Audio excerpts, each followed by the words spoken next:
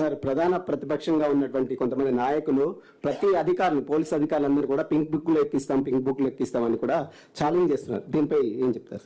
నేను ఆల్రెడీ ఒక TV channel చెప్పినానండి, మాకు pink book, blue, red, white అట్లా ఏముండదు. మాదంతా ఓన్లీ కాకి బుక్ అంటే సిఆర్పిసి, ఐపీసీ చట్టాలతో ప్రకారం పోతాము. ఆ కాకి బుక్ అంటే అన్ని కలిస్తే కాకి బుక్ అవుతుంది. ఇదే మాకు తెలిసిన కలర్ కానీ మిగతా కలర్ సంబంధం లేదు. So thank you very much.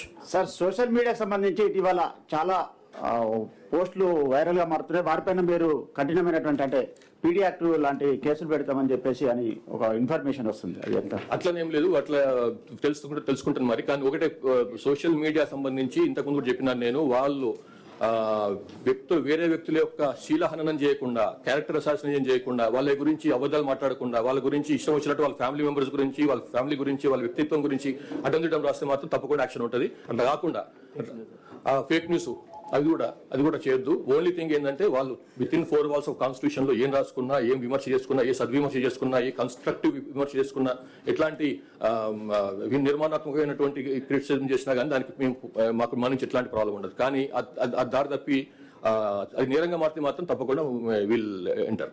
Thank you very much.